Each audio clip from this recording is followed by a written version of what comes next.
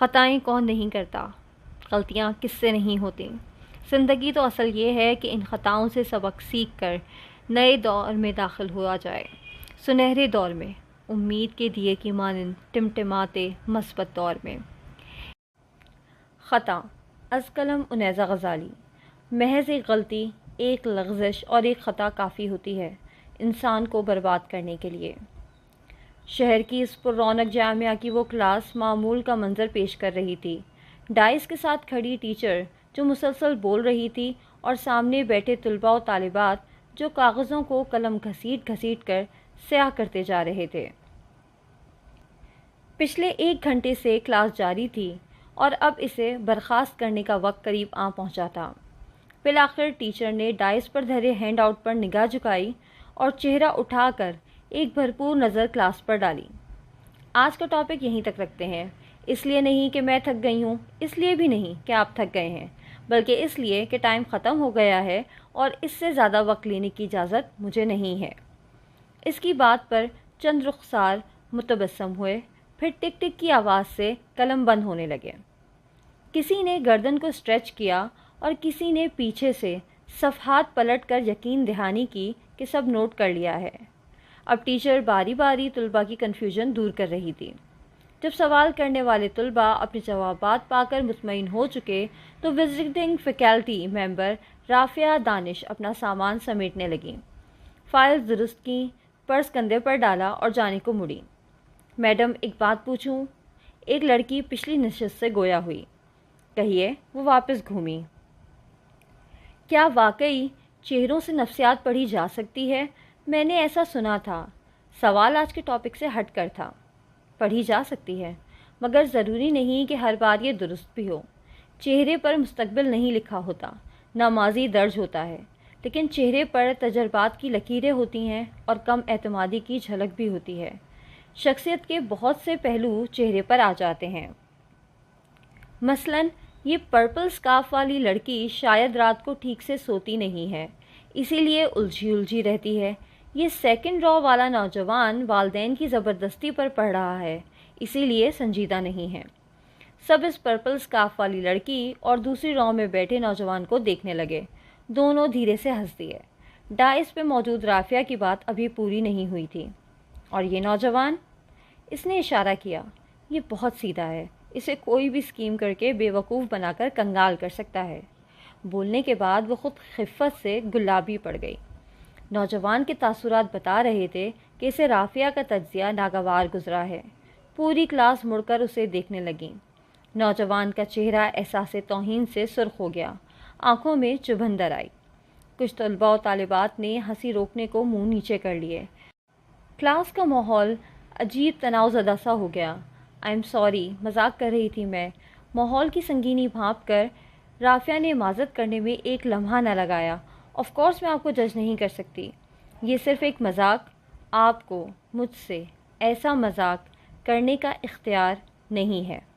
وہ ہر لفظ توڑ توڑ کر بولا، پھر اٹھ کر باہر چلا گیا۔ اس کے الفاظ میں پنہاں سرد سا جذبہ رافعہ کی ریڑھ کی ہڈی تک کو جما گیا۔ اٹس اوکے میڈم، یہ ایسا ہی ہے، آپ خفا نہ ہوں۔ اس کے ایک دوست نے تناؤ کم کرنے کی کوشش کی تو رافعہ پھیکا سا مسکرا دی۔ کچھ دیر بعد جب وہ فائلز تھامے باہر نکلی تو کوریڈور کی ایک دیوار کے ساتھ اسے وہی نوجوان کھڑا نظر آیا۔ سادہ قمیض شلوار میں ملبوس، عام سی شکل و صورت کا وہ نوجوان اس کی جانب پشت کیے موبائل اسکرین انگوٹھے سے نیچے کر رہا تھا۔ وہ افسوس سے قریب آئی اور پکارا، میں معذرت خواہ ہوں حبیب، مجھے اندازہ نہیں تھا کہ میری بات آپ کو یوں دکھ پہنچائے گی۔ مجھے آپ سے ایسا مذاق کرنے کا اختیار فی الواقع نہیں تھا۔ اس بات پر وہ اس کی طرف پلٹا اور سر کو خم دے کر مسکرایا۔ وہ پہچان سکتی تھی کہ یہ تلخ مسکراہٹ تھی، کاٹدار اور بغض سے بھرپور۔ اگلے چند روز وہ نوجوان کلاس میں نظر نہ آیا اور اس کی غیر حاضری رجسٹر میں درج کرتی رہی۔ امتحانات قریب تھے اور اس معاملے میں تو رافعہ دانش بہت سخت تھی کہ اگر کسی کی حاضری پوری نہیں ہے تو اس کا قلم اعداد و شمار میں رد و بدل نہیں کرے گا۔ لیکن ایسے کسی رد و بدل کی نوبت ہی نہ آئی۔ رافعہ کی زندگی کے سارے چکر الٹے ہو گئے۔ وقت الٹی گنتی گننے لگا۔ اسے کینسر تشخیص ہوا تھا۔ زندگی جیسے ختم ہو کر رہ گئی تھی۔ طبیعت روز بروز بگڑتی جا رہی تھی۔ ایسے میں اسے جامعہ اور اپنا کیریئر سب چھوڑنا پڑا۔ بیماری کے ان دنوں میں اسے اپنا ہر گناہ یاد آیا۔ چھوٹی سے چھوٹی بد کلامی اور ذرہ برابر جھوٹ سب بہت بھاری ہو کر دکھائی دینے لگے۔ انہی دنوں اس نے حبیب سے ایک بار پھر معذرت کی۔ جواب کچھ یوں تھا، وہ توہین میں نے سہی تھی۔ کلاس میں مڑ مڑ کر سب نے مجھے دیکھا تھا۔ وہ الفاظ نہیں تھے میڈم، وہ شخصیت کی تباہی تھے۔ الفاظ بتاتے تھے کہ اس نے معاف نہیں کیا۔ اس کے بعد رافعہ نے بھی کوشش نہیں کی۔ مانا کہ غلط الفاظ تھے، مگر ایسے بھی نہیں کہ معافی نہ کیے جا سکیں، ایسے بھی نہیں کہ انہیں لے کر بیٹھا جائے۔ علاج سے وہ بہتر ہوتی گئی۔ ان دنوں میں وہ ہر روز مرنے کے خوف سے جیتی اور جینے کی امید میں کئی بار مرتی تھی۔ آخر کار وہ اذیت کٹ گئی۔ وقت گزر گیا اور پہلے جیسی نہ سہی لیکن روح بصحت ہو گئی۔ اور تب اس کے والدین نے وہ فیصلہ کیا، اسے امریکہ بھیجنے کا فیصلہ۔ رافعہ کی امی کے دور کے رشتہ دار کئی برس سے امریکہ میں رہائش رکھتے تھے۔ وہاں ان کی ایک بڑی فرم تھی جس کے وہ مالک تھے۔ انہیں اپنے صاحبزادے کے لیے پاکستان سے لڑکی چاہیے تھی اور رافعہ کی صحت سے متعلق سب جاننے کے باوجود بھی وہ اسے اپنانے کو تیار تھے۔ سو رافعہ امریکہ رخصت ہو گئی۔ زندگی جیسے مہربان ہو گئی تھی۔ آسائشیں تھیں، رنگینیاں تھیں اور مزے تھے، مگر کیا یہی زندگی تھی؟ رافعہ کی شادی ایسے خاندان میں ہوئی جو کئی سال سے امریکہ میں نہ صرف مقیم تھے بلکہ ان چند پاکستانی گھرانوں میں سے تھے جنہوں نے امریکہ جا کر خوب دولت کمائی۔ ورنہ لوگ امریکی ڈالر میں کم کما کر عام سے زندگی گزار رہے ہوتے ہیں، لیکن اپنے رشتہ داروں کے لیے وہ امیر اس لیے ہوتے ہیں کیونکہ وہ امریکہ میں رہتے ہیں۔ طیب کریم کا معاملہ یکسر مختلف تھا۔ کریم یوسف نے بہت محنت کی تھی اور اس کوشش کا نتیجہ ایک ٹیک فرم کی صورت میں برآمد ہوا تھا۔ ٹیک فرم نے اپنے زبردست اور یونیک آئیڈیاز کے باعث خوب ترقی کی تھی اور اسی وجہ سے کریم یوسف کے اثاثے بڑھتے گئے۔ ان کی خوش قسمتی یہ تھی کہ ان کا بیٹا طیب کریم انہی کے نقش قدم پر چلا اور بزنس کو خوب پھیلا دیا۔ پہلے سے موجود دولت سے مزید دولت بنائی۔ رافعہ کو ایسا شوہر ملا جس کے پاس دولت کی جتنی بہتات تھی، وقت کی اتنی ہی کمی تھی۔ وہ رافعہ کو مسکرا کر دیکھتا، بات کرنی ہوتی تو نرمی سے کرتا اور کبھی بہت موڈ میں ہوتا تو ملازم کے بجائے اس سے کافی بنواتا۔ لیکن وقت وہ شے تھی جو طیب کریم کے پاس ہوتی ہی نہ تھی۔ اتنی بڑی فرم سنبھالنا کوئی معمولی ذمہ داری نہ تھی۔ ہر وقت کی میٹنگز اسے گھیرے رکھتی تھیں۔ فائلز، فون اور لیپ ٹاپ میں سر دیے اسے احساس ہی نہ ہوتا تھا کہ کتنے گھنٹے سے رکھ گئے ہیں۔ ناشتے کی میز لوازمات سے سجی تھی۔ طیب کریم کے دائیں جانب رافعہ دانش بیٹھی رنجیدگی سے اسے تک رہی تھی، جو جب سے کرسی پر بیٹھا تھا مسلسل ٹائپ کیے جا رہا تھا۔ پھر اس نے فون رکھا اور کھانے لگا۔ اس کی پیشانی پر تفکر کی لکیروں کا وہی جال تھا جو ہر وقت موجود ہوتا تھا۔ کیا ہماری اپنی کوئی زندگی نہیں ہے طیب؟ وہ کہے بنا رہ نہ سکی۔ جواباً طیب کریم نے تحمل سے اسے دیکھا۔ ظاہر ہے ہماری اپنی زندگی ہے اور یہ سب تمہارے کمفرٹ کے لیے ہی تو ہے۔ کیا آپ خوش ہیں؟ کس چیز سے؟ اس نے پوچھا۔ اس کا فون وقفے وقفے سے بج رہا تھا، کالز اور میسیجز سے قرار ہی نہ تھا۔ ہماری شادی سے۔ میرا مطلب میں زبردستی تو آپ کی زندگی میں شامل نہیں ہوئی۔ وہ اپنی بات سمجھانے کی سعی کر رہی تھی، بار بار چہرہ جھکا کر اٹھاتی۔ ان دونوں کے درمیان بے حد تکلف تھا۔ اس سے 6-7 سال بڑا طیب کریم خاصا میچور تھا، سمجھدار اور سلجھی ہوئی وہ بھی تھی، لیکن جب سے یہاں بیائی تھی الجھی رہتی تھی۔ بے وقت کیسی باتیں کرتی ہو؟ طیب کریم ایک فرم کا مالک ہے رافعہ، لوگ اس کے اشاروں پر چلتے ہیں، اسے کوئی مجبور نہیں کر سکتا۔ موم نے مجھ سے پوچھا تھا، مجھے تم سینسیبل اور اچھی لگیں تو میں راضی ہو گیا، مگر امریکہ تو آزاد خیال ملک ہے اور یہاں ہر کسی کی۔ اس نے بات ادھوری چھوڑ دی۔ طیب نے مگ سے آخری گھونٹ بھرا اور ضبط سے گہری سانس خارج کی۔ دیکھو، میں نہیں جانتا کہ تمہیں کون سی انسیکیورٹی ہے، مگر اتنا تو تم اس عرصے میں جان ہی گئی ہو کہ میرے پاس ان فضولیات کے لیے ٹائم نہیں ہوتا۔ 100 کام ہے میری زندگی میں اور انہیں بھگتاتے بھگتاتے میں اتنا تھک چکا ہوتا ہوں کہ نہ ہی کسی کو کافی پلانے کے لیے لے جاتا ہوں اور نہ ہی شاپنگ کراتا ہوں۔ 2 ٹوک بات کے علاوہ کسی سے کال یا میسج پر بات نہیں کرتا۔ دوسرا یہ کہ مجھے اللہ کو جواب بھی دینا ہے۔ امریکہ ہو یا پاکستان، اللہ سب کا ایک ہی ہے۔ ایک حلال رشتہ جوڑ لیا ہے، کسی دوسرے کی مجھے ضرورت نہیں۔ میں مختلف ہوں رافعہ، ایمبیشن کے ساتھ جیتا ہوں۔ میں مثبت رہنا پسند کرتا ہوں اور چاہتا ہوں کہ تم بھی مثبت رہو۔ اس نے جیسے سارا مسئلہ حل کر دیا تھا، کہنے کو کچھ رہا ہی نہ تھا۔ وہ ایک دن رافعہ نے خوشگوار سا گزارا۔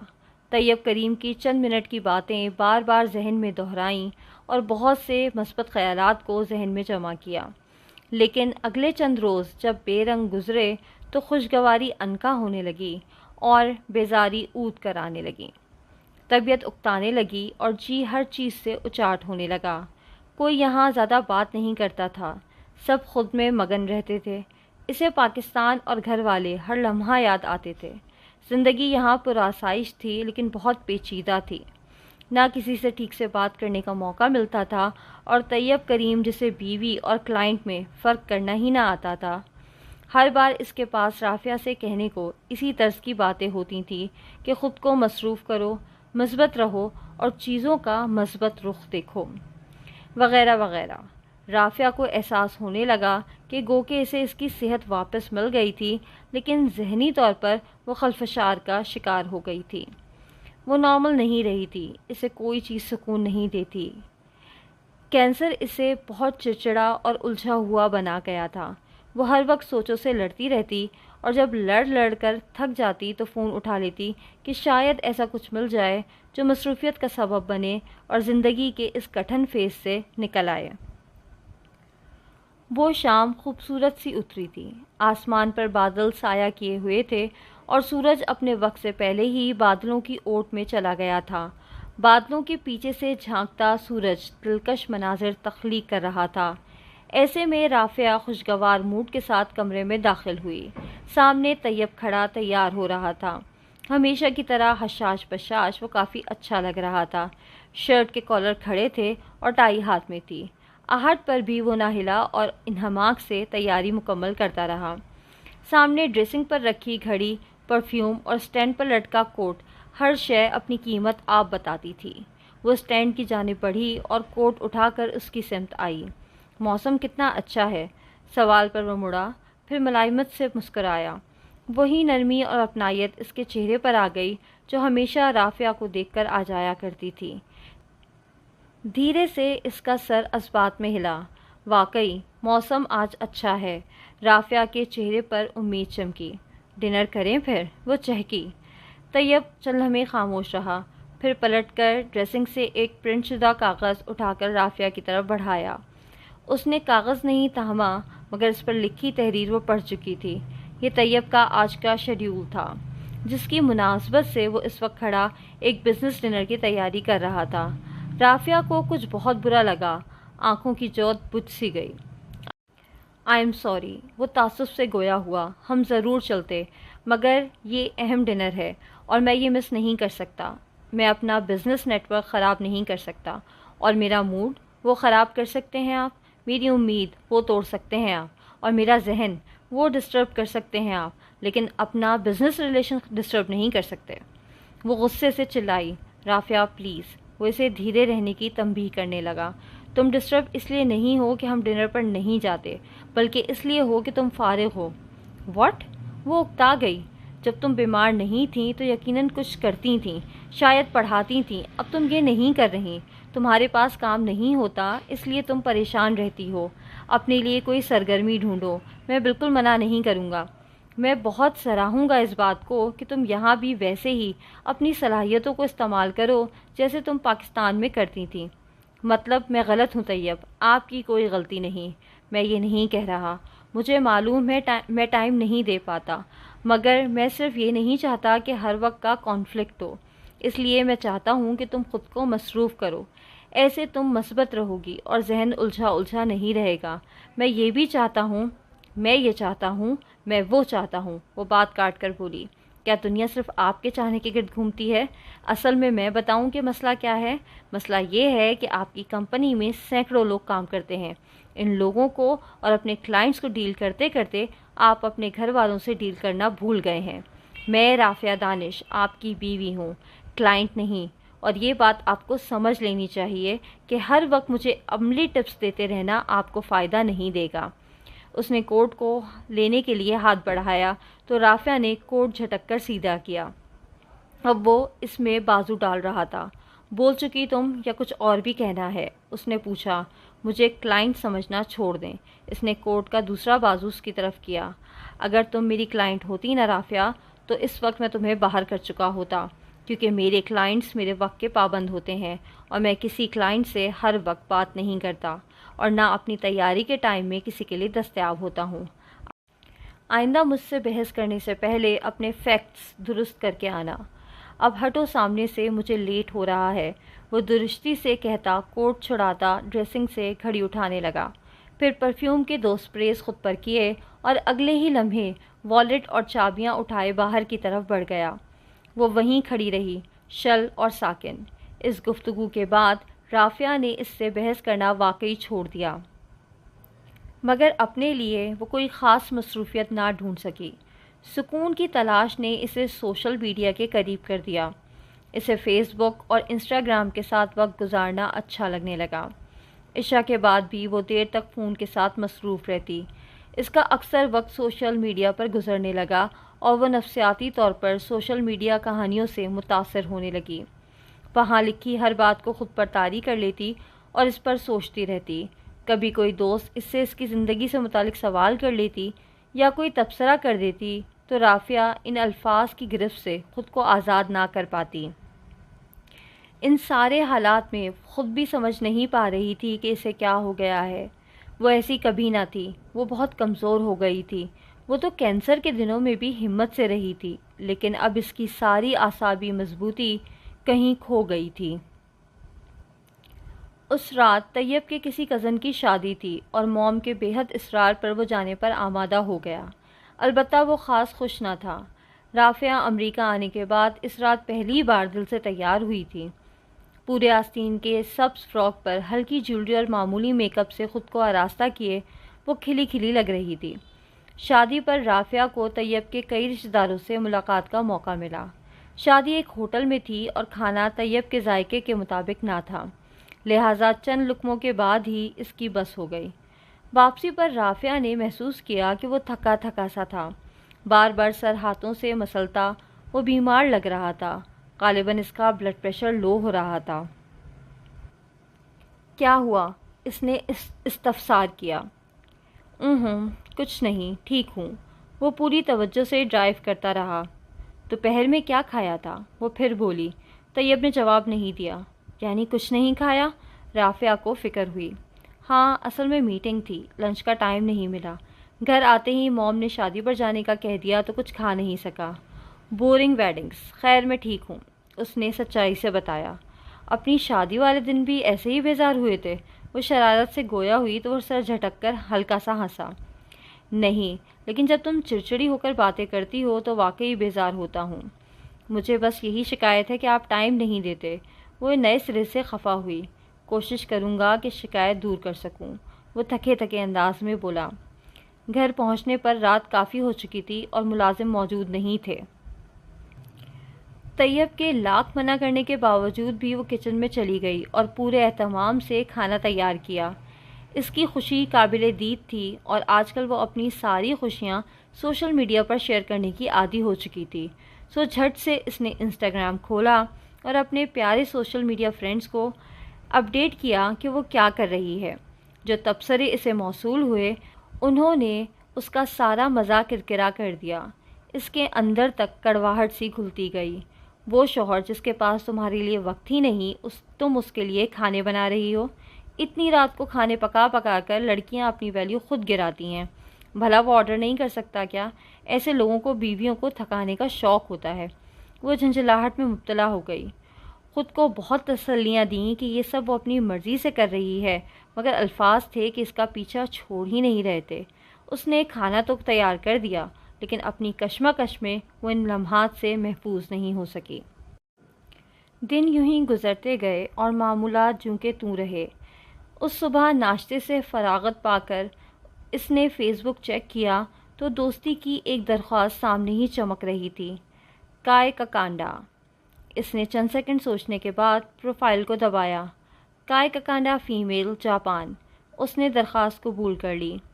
کائے کا کانڈا کے نام سے شروع ہونے والا باب رافعہ دانش کی زندگی کا نیا بھونچال ثابت ہونے والا تھا، یا شاید کسی پرانے بھونچال کو آواز دینے والا تھا۔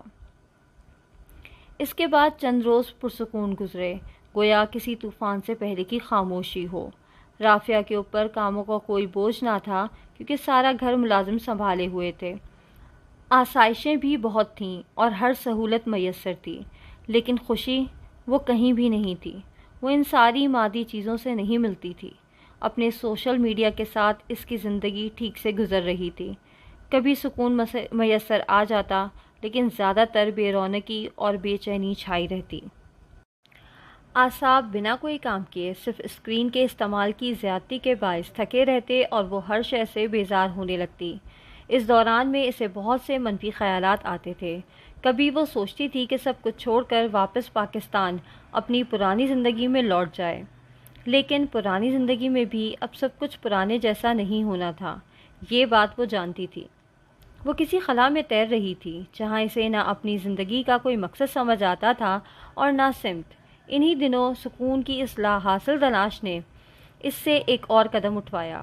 اس نے ایک فنڈ ریزر تقریب میں شرکت کر کے کچھ رقم ایک فلاحی کام کے لیے عطیہ کی۔ یہ کام کر کے اسے دلی خوشی ہوئی اور اگلے 2 دن خوشگوار گزرے۔ اسے لگا کہ شاید یہی وہ شے تھی جسے وہ ڈھونڈ رہی تھی۔ اس نے تواتر سے 2 اور ایسی ہی تقاریب میں شرکت کی۔ طیب سے اپنی سرگرمی کا ذکر کیا تو وہ بھی کافی مطمئن ہوا۔ رافعہ نے ان تقاریب کی چند تصاویر اپنی ٹائم لائن پر پوسٹ کر دیں۔ بہت سے تبصرے سے موصول ہوئے جن سے وہ مزید پرسکون ہو گئی۔ اس دوپہر بیڈ گراؤنڈ سے ٹیک لگائے پاؤں لمبے کیے بیٹھی وہ حسب عادت فیس بک کھولے دوسروں کی زندگیوں میں جھانک رہی تھی۔ لوگوں کی ان ٹائم لائنز میں جانے کتنا سچ تھا اور کتنا جھوٹ۔ کچھ دیر تک وہ اسی طرح پوسٹ اور سٹوریز دیکھتی رہی۔ اسی وقت نیا میسج چمکا۔ اس نے نوٹیفیکیشن کو چھوا تو کائے کا کانڈا کا پیغام وہاں پہ موجود تھا۔ کیسی ہے رافعہ؟ کائے کا کانڈا وہی جاپانی لڑکی تھی جس کی دوستی کی درخواست اس نے کچھ روز قبل قبول کی تھی۔ رافعہ اس سے انگریزی میں بات کرنے لگی۔ آپ کیا کرتی ہیں؟ خیریت بتا کر اس نے پوچھا۔ جاپان میں اداکارہ ہوں، آج کل اداکاری چھوڑ رکھی ہے، کائے کا جواب آیا۔ کیوں؟ رافعہ کو فطری حیرت ہوئی۔ مجھے کینسر ہو گیا ہے، اب جی نہیں چاہتا فلمیں کرنے کو۔ کائے کے الفاظ میں رنج تھا۔ زندگی تو آسانیوں اور مشکلات کا امتزاج ہے، اب آپ کوئی دوسرا کام کر لیں یہ بہتر ہے، رافعہ نے مشورہ دیا۔ اب وہ اس جاپانی لڑکی کو گناہ ثواب کے پیچیدہ تصورات سے آگاہ نہیں کر سکتی تھی۔ مختصر سا پرخلوص مشورہ دے کر اس نے بات ختم کرنی چاہی۔ مجھے اداکاری پسند ہے، اب بھی موقع ملے تو میں یہی کروں گی، لیکن اب مجھ سے یہ کام کوئی نہیں کروائے گا۔ کائے نے پیغام بھیجا۔ رافعہ نے سوچا کچھ لکھے، مگر اسکرین پر نقطے نظر آ رہے تھے۔ کائے ٹائپ کر رہی تھی، کیونکہ مجھے جلد کا کینسر ہے۔ یکدم رافعہ دانش کی ساری دنیا برف ہو گئی۔ اسے یوں لگا جیسے کسی نے اس کے مرض کی تشخیص دوبارہ کر دی ہو۔ اس کے ہاتھ پیر اور یہاں تک کہ پورا بدن ٹھنڈا پڑنے لگا۔ ساری دنیا برف کی سل جیسی ہو گئی، یخ، سرد اور سخت۔ میری جلد ختم ہو رہی ہے، اس کا رنگ بدلتا جا رہا ہے، یہ اب پہلے جیسی نہیں ہے، جلد کیا پہلے جیسا اب کچھ بھی نہیں ہے۔ رافعہ پڑھتی جا رہی تھی اور اس کا ذہن خوف کے آسیبوں کے شکنجے میں پھنستا جا رہا تھا۔ اسے لگا کہ اگر اس نے کچھ نہ کیا، اگر اس نے اس لڑکی کی مدد نہ کی تو وہ ایک بار پھر اسی مرض کا شکار ہو جائے گی۔ اسے وہ تکلیف اور اذیت کا شدید احساس پھر آلے گا جسے سہنے کے سوا کوئی چارہ نہ ہوگا۔ دیکھو کائے، آپ ایک اچھی لڑکی ہو، ہر انسان فطرت پر پیدا ہوتا ہے اور اچھائی اس میں موجود ہوتی ہے۔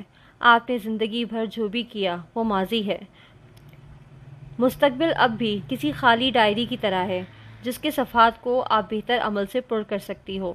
دنیا میں اداکاری سے بہت بہتر کام موجود ہیں، اور قدرت نے آپ کو یہ دن بھی اسی لیے دکھایا تاکہ آپ ایک بہتر راستہ چن سکو۔ وہ لکھتی جا رہی تھی۔ اسے اس لڑکی کو راہ پر لانے کی ایک دھن سوار ہو گئی تھی۔ رات کا ایک پہر گزر چکا تھا جب اس کی آنکھ کھلی۔ طیب کمرے میں موجود نہ تھا۔ اس نے آنکھیں مسل کر کھولیں اور چپل پہنتی بستر سے کھڑی ہوئی۔ اسے معلوم تھا وہ کہاں ہوگا۔ کمرے سے نکل کر وہ ایک جانب چلتی آئی۔ اسٹڈی کے دروازے پر ٹھہر کر دیکھا، بتی جلی ہوئی تھی۔ وہ مسکرا دی۔ چلو کچھ تو وہ بھی جانتی تھی۔ ہلکی سی دستک دے کر اس نے دروازہ کھولا تو اندر وہی منظر تھا، فائلوں کے ڈھیر اور لیپ ٹاپ کے درمیان کہیں موجود طیب کریم۔ وہ کسی فائل پر جھکا محویت سے پڑھ رہا تھا، ساتھ ہی عادتاً انگوٹھے کے ناخن سے کاغذ رگڑ رہا تھا۔ آہٹ پر اس نے سر اٹھایا۔ رافعہ کو دیکھ کر آنکھوں میں استفہام در آیا۔ تم اس وقت آؤ، اندر آؤ۔ میں نے سوچا جناب کی خیریت ہی لے لوں، ورنہ آپ کو تو بتانے کی فرصت شاید ہی ہو۔ وہ ناراضی سے بولی۔ خیریت لینے کیا بغیر کافی کے آئی ہو؟ اس کا موڈ بھی اچھا تھا، سو دھیمی مسکان سے اس کے خالی ہاتھوں پر ایک مایوس نگاہ ڈالی۔ کتنا اچھا طریقہ ہے کافی مانگنے کا، لاتی ہوں۔ وہ سر کو خم دیتی پلٹ گئی۔ کچھ دیر بعد اس کے ہاتھ میں بھاپ اڑاتے کافی کے 2 مگ تھے، جنہیں میز پر رکھ کر اس نے طیب کے سامنے کرسی کھینچی۔ وہ اسی طرح انہماک سے کام میں مگن رہا، وقفے وقفے سے مگ اٹھا کر گھونٹ بھر لیتا۔ تو کیا ساری شائستگی کافی منگوانے کے لیے تھی؟ وہ پھر شروع ہوئی۔ تم کہو، میں سن رہا ہوں۔ رافعہ کا منہ ذرا سا کھل گیا۔ اسے کیسے پتا تھا کہ وہ کچھ کہنے آئی ہے؟ خیر، وہ کائے سے ہونے والی گفتگو طیب کو بتانے لگی۔ ایک ایک بات جو ہوئی تھی اس نے کہہ سنائی۔ رافعہ، میں سمجھ نہیں پا رہا وہ لڑکی کیا چاہتی ہے۔ میرا مطلب ہے وہ تمہیں یہ سب کچھ کیوں بتا رہی ہے، وہ بھی اتنے ایموشنل انداز میں۔ اس نے ساری بات سن کر خدشہ ظاہر کیا۔ آدھا فوکس اب بھی لیپ ٹاپ پر تھا جس میں کوئی فائل وہ ایڈٹ کر رہا تھا۔ چہرے پر ناخوشی سی تھی۔ اس کا کام ویسا نہیں ہو رہا تھا جیسا وہ چاہ رہا تھا۔ وہ اپنا دل ہلکا کرنا چاہ رہی تھی، اور میں آج کل فنڈ ریزرز میں جاتی ہوں، سو اس نے کچھ پیسے بھی مانگے ہیں۔ اسے مدد کی ضرورت ہے اور میں اس کی مدد کرنا چاہتی ہوں۔ اپنی بات کہہ کر اس نے طیب کے تاثرات جانچے۔ اس کی ٹائپ کرتی انگلیاں تھمی تھیں۔ کیا سوچ رہے ہیں؟ اسے تجسس ہوا۔ تمہیں برا لگے گا، وہ رک کر بولا۔ نہیں، کہیں۔ میں یہ سوچ رہا ہوں رافعہ کہ ایک لڑکی جو تمہاری دوست نہیں ہے اور اسے تمہاری فرینڈ لسٹ میں داخل ہوئے چند روز سے زیادہ نہیں ہوئے، وہ اپنا حال دل تمہیں کیوں بتا رہی ہے؟ بیماری بتانا اور بات ہے، کیفیات شیئر کرنا اور بات ہے۔ انجان لوگوں سے یوں کیفیات شیئر نہیں کی جاتی، سوائے اس کے کہ بتانے والے کو توجہ کی خواہش ہو۔ میں یہ بھی سوچ رہا ہوں کہ ایک جاپانی لڑکی نے تمہیں دوستی کی درخواست کیوں بھیجی؟ اگر اسے اتفاق بھی کہیں تب بھی اسے یہ کیسے معلوم کہ تم امریکہ میں مقیم امیر پاکستانی کی بیوی ہو؟ یہی کہا نا اس نے تم سے کہ آپ تو امریکہ میں رہنے والے ایک امیر پاکستانی کی بیوی ہیں، اگر کچھ مدد میری بھی کر دیں تو مہربانی ہوگی۔ میں مشہور ہوں رافعہ، یہاں کمیونٹی میں میرا نام ہے، مگر اتنا بھی نہیں کہ ایک دنیا مجھے جانے، اتنا بھی نہیں کہ جاپان میں رہنے والے میری بیوی سے مدد مانگیں۔ دنیا گول بالکل ہے، مگر اتنی گول نہیں ہو سکتی، یہ میں نہیں مان سکتا۔ بے رحمانہ تبصرہ کر کے اس نے گردن قطعیت سے نفی میں ہلائی۔ میں فنڈ ریزر بھی کرتی ہوں طیب، اس نے دلیل میں یہی بات دہرائی۔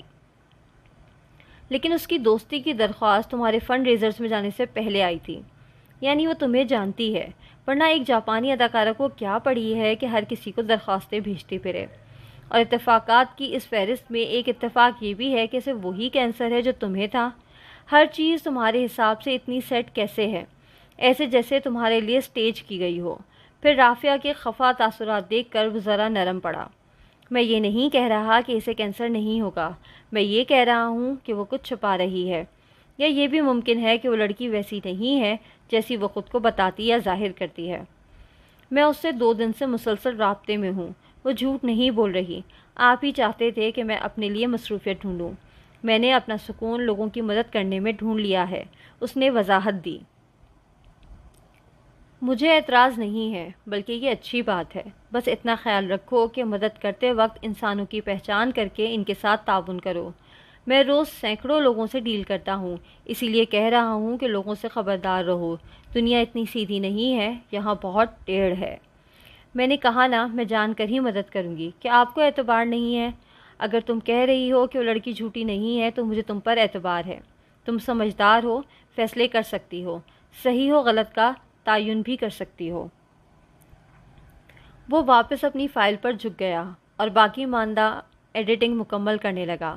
اس کے چہرے پر چمک در آئی۔ یہی فارمیٹ تھا جو اسے درکار تھا، ایک پرفیکٹلی ایڈیٹڈ فائل۔ دوسری جانب رافعہ اپنی سوچوں میں گھری تھی۔ اس نے کائے کا کانڈا کو گوگل پر تلاش بھی کیا تھا۔ وہ واقعی اداکارہ ہی تھی اور آج کل منظر سے غائب تھی، البتہ اس کی بیماری کا گوگل پر کوئی تذکرہ نہ تھا۔ صرف اتنا وہ خبروں میں پڑھ پائی تھی کہ کائے کا کانڈا کچھ ذاتی وجوہات کے باعث آج کل شوبز کی دنیا سے دور ہیں۔ کائے نے اسے بتایا تھا کہ وہ اپنی بیماری کا علم کسی کو ہونے نہیں دینا چاہتی، یہ اس کی عزت نفس کو مجروح کرے گا۔ ایسا ممکن تھا؟ جلد کا کینسر واقعی کسی بھی انسان کو دنیا سے چھپنے پر مجبور کر سکتا تھا۔ رافعہ تانے بانے بنتی رہی اور وہ رات انہی خیالات میں قطرہ قطرہ تحلیل ہوتی گئی۔ اگلے روز وہ کائے کا کانڈا سے تفتیش کر رہی تھی۔ آپ نے مجھے کیسے تلاش کیا؟ آپ کی اکثر پوسٹ پبلک ہوتی ہیں اور آپ لڑکیوں کے گروپ میں ایڈمن ہیں جہاں میں بھی ہوں۔ اسی سے مجھے اندازہ ہوا کہ آپ امریکہ میں مقیم ایک پاکستانی کی بیوی ہیں اور وہ پاکستانی طیب کریم نامی ایک بزنس مین ہے۔ یہ مجھے آپ کی پروفائل انفارمیشن سے پتہ چلا۔ میں نے طیب کریم کو تلاش کیا تو مجھے گوگل پر کافی معلومات ملیں جن سے مجھے اندازہ ہوا کہ میں آپ سے مدد مانگ سکتی ہوں، اسی لیے میں نے آپ کو دوستی کی درخواست بھیجی۔ اس نے تفصیلی جواب دیا۔ آپ نے اپنے ملک میں کسی سے مدد کیوں نہیں مانگی؟ اس نے سوال کیا۔ جواباً کائے ٹائپ کر رہی تھی۔ اپنی آفس لفٹ سے ابھی طیب کریم چند افراد کے ہمراہ برآمد ہوا تھا۔ وہ سب کسی بات پر اپنی رائے دے رہے تھے اور وہ خاموشی سے انہیں سن رہا تھا۔ جب وہ کہہ کر آگے جا چکے تو اپنے سیکرٹری کے ساتھ تنہا رہ گیا۔ فائز، اس نے پکارا تو مسلمان سیکرٹری فائل سے نگاہ ہٹا کر اسے دیکھنے لگا۔ جی سر۔ اگر کوئی تم سے اپنی بات شیئر کرے لیکن تمہارے مشورے پر اعتبار بھی نہ کرے اور وہ شخص قریبی بھی ہو، مگر مسئلہ یہ ہو کہ اگر تم اس کی مدد کرو تو تم اس کا اعتبار کھو دو گے اور اگر تم مدد نہ کرو تو ممکن ہے کہ اسے کھو دو گے، تب تم کیا کرو گے؟ وہ پوچھ رہا تھا۔ سیکرٹری نے محسوس کیا کہ ساری دنیا کے مسئلے حل کرنے والا طیب کریم آج کسی معمے کا شکار کچھ بجھا سا تھا۔ تب میں اس کی براہ راست مدد نہیں کروں گا سر۔ تو ذرا سوچ کر گویا ہوا۔ لیکن ایسے تو تم اسے کھو دو گے، کیا تم اسے کھونا افورڈ کر لو گے؟ طیب کو حیرت ہوئی۔ نہیں سر، میں مدد کروں گا لیکن براہ راست مدد نہیں کروں گا۔ میں اسے اس کا کام کرنے دوں گا اور پس پشت اس کی حفاظت کا انتظام کرتا رہوں گا۔ سیکرٹری نے سنجیدگی سے کہا تو طیب کی آنکھیں تشکر سے بھر گئیں۔ شکریہ فائز، وہ مسکرا دیا۔ فائز سر کو خم دے کر آگے بڑھ گیا۔ اپنے باس کو اس نے زندگی میں پہلی بار کوئی ذاتی معاملہ آفس کے کسی شخص سے کہتے سنا تھا۔ پتہ نہیں ایسا کیا ہوا تھا، وہ آگے چلتا گیا۔ اس کے بعد پورا دن اس نے طیب کے ساتھ کئی میٹنگز بھگتائیں، لیکن اسے اس کے چہرے پر صبح والی بات کا شائبہ تک نظر نہ آیا۔ کام کے دوران میں وہ بالکل نارمل تھا۔ فائز کے بعد اس نے کسی سے اس موضوع پر بات تک نہیں کی تھی۔ رافعہ کائے کے جواب کا انتظار کر رہی تھی۔ اس کے پیغام سے اسکرین روشن ہوئی تو رافعہ نے نیا میسج پڑھا۔ میں نے اپنے ملک میں کسی سے مدد اس لیے نہیں مانگی کیونکہ جس سے بھی میں مدد مانگوں گی وہ یہ مشہور کر دے گا کہ کائے بیمار ہے۔ میرا ملک کے بعد جانے میں یہ گوارا نہیں کر سکتی۔ اس نے اوکے کہہ کر بات ختم کر دی۔ وہ مدد کرنے یا نہ کرنے کا فیصلہ سوچ سمجھ کر ہی کرے گی۔ بالآخر اس نے فیصلہ کر لیا۔ اس نے کائے کے اکاؤنٹ میں چند ڈالرز ٹرانسفر کر دیے۔ کچھ ہفتے ایسے ہی گزرے۔ کائے کو جب ضرورت ہوتی رافعہ اس کی میڈیکل رپورٹ دیکھ کر ڈالر بھیج دیتی۔ ایک روز کائے کی جانب سے ایک ویڈیو موصول ہوئی۔ ہسپتال کا منظر تھا جہاں بستر پر کائے بہت بری حالت میں موجود تھی۔ اس کی گلی ہوئی جلد کو دیکھ کر رافعہ کو بے اختیار جھرجھری سی آ گئی۔ اس کا کینسر شاید بہت بگڑ گیا تھا۔ رافعہ کی حالت تو اس سے آدھی بھی خراب نہیں ہوئی تھی۔ اسے ایک رقم چاہیے تھی جو بہت زیادہ تھی۔ رافعہ کے اکاؤنٹ میں گو کہ اتنے پیسے موجود تھے، لیکن ایک لمحے کو وہ متعجب ہوئی۔ پھر اکاؤنٹ کھول کر ٹرانزیکشن کرنی چاہیے تو بینک نے اتنی بڑی ٹرانزیکشن کرنے سے انکار کر دیا۔ اس نے ناسمجھی سے چھوٹی چھوٹی ٹرانزیکشنز کرنے کی کوشش شروع کر دی۔ 2 ٹرانزیکشنز اکٹھی کرنے کے بعد اس کا اکاؤنٹ بلاک ہو گیا۔ اسے حیرت کا شدید جھٹکا لگا۔ سمجھ نہیں آ رہا تھا کہ کیا ہوا ہے۔ اس نے کائے کو اپنا مسئلہ بتا کر معذرت کی۔ آپ صاف کہہ دیں کہ میں مدد نہیں کرنا چاہتی یا اتنی بڑی رقم نہیں بھیج سکتی۔ کائے کا خفا سا پیغام آیا۔ رافعہ کو اس کا انداز پسند نہیں آیا، لہٰذا اس نے پیغام بنا جواب دیے چھوڑ دیا۔ کچھ منٹوں بعد کائے کا پیغام پھر آیا۔ ایک اور وجہ بھی تھی جس کے باعث میں نے آپ سے مدد مانگی تھی۔ میں نے آپ کی کسی پوسٹ کے تبصروں میں پڑھا تھا کہ آپ کو جلد کا کینسر تھا۔ آپ کی کوئی دوست آپ کو فائٹر کہہ رہی تھی۔ مجھے لگا آپ مجھے سمجھیں گی۔ رافعہ نے وہ پیغامات دوبارہ پڑھے۔ ہر بار کائے کے پیغامات پڑھ کر وہ یہی سوچتی تھی کہ وہ کتنی بیچاری ہے جو کینسر سے لڑ رہی ہے۔ اگر وہ اس کی مدد کرے گی تو انسانیت کی خیرخواہی کا فرض ادا کرے گی، مگر آج وہ کچھ اور سوچ رہی تھی۔ جب کبھی وہ پیغام کا جواب تاخیر سے نہیں دیتی تھی یا اس کا جواب کائے کی مرضی کے مطابق نہیں ہوتا تھا تو وہ اسی طرز کے جذباتی پیغامات بھیجنے لگتی تھی تاکہ رافعہ اس کی امید نہ توڑے۔ اس نے کائے کے ہر پیغام کو نئے سرے سے پڑھا تو اسے خود پر افسوس ہونے لگا۔ کیا اس نے اپنی زندگی کو اتنا اوپن کر دیا تھا کہ کوئی بھی آئے اور ٹکڑے جوڑ جوڑ کر اس کی زندگی کی تصویر فریم کر لے؟ وہ ایک دنیا کو اپنی زندگی یوں دکھا رہی تھی۔ وہ لوگ جن کا کوئی تعلق اس سے نہیں تھا، وہ کیوں اس کی زندگی کے سیاہ و سفید پہلوؤں سے واقف ہو رہے تھے؟ وہ کیوں اتنے لوگوں کے سامنے بے وجہ اپنی شخصیت کھول کھول کر رکھ رہی تھی؟ وہ اب تک کتنا غلط کرتی آئی تھی۔ سوشل میڈیا کو تنہائی کا ساتھی بنا کر وہ کتنا برا سودا کرتی آئی تھی۔ کتنے ہی انجان لوگوں کو اس نے اپنی زندگی کو پڑھنے کی دعوت دے ڈالی تھی، اور یہ وہ وقت تھا جب رافعہ دانش کو اپنی سب سے بڑی غلطی کا احساس ہوا تھا۔ اس نے غلط جگہ اپنا سکون تلاش کیا تھا اور یہ اس کی زندگی کی سب سے بڑی خطا تھی۔ اس نے فون رکھا۔ وہ جانتی تھی کہ کائے کو کینسر ہے، لیکن اب وہ اس کی مزید مدد نہیں کر سکتی تھی۔ اسے کائے کے لیے افسوس تھا، مگر اب وہ مزید کچھ نہیں کر سکتی تھی۔ اکاؤنٹ کا معاملہ اس نے کل دیکھنے کا فیصلہ کر لیا۔ اگلی صبح وہ اپنی ساس کے پورشن میں آ گئی، جو آج کل سالانہ چھٹیوں پر تھیں۔ رافعہ کو اپنے سامنے دیکھ کر انہیں دلی خوشی ہوئی اور وہ اسے اپنی ورک لائف کے مختلف تجربات بتانے لگیں۔ باتوں میں اچھا خاصا وقت گزر گیا۔ جب وہ کسی کام سے اپنے کمرے میں گئیں، رافعہ یوں ہی سامنے نظر آتی ٹیلی ویژن اسکرین کو دیکھنے لگی۔ تھائی ملازمہ کٹنگ بورڈ پر ہاتھ چلاتے ٹی وی دیکھ رہی تھی۔ یقیناً اس کی مالکن اعتراض نہیں کرتی تھیں۔ اس کی ساس جب واپس آئیں تو اسے شل ساتھ اسکرین کو تکتے پایا۔